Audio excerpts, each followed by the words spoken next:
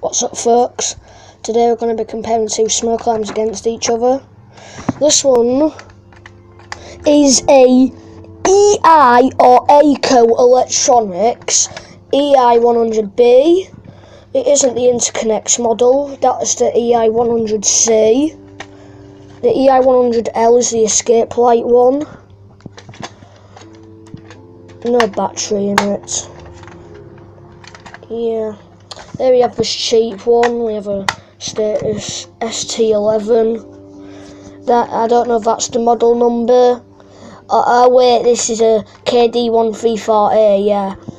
This one has battery in it. So yeah, this one I got $3.99 and this one I got for £5. In that previous video, when that smoke sensor, I got that one for free, of course.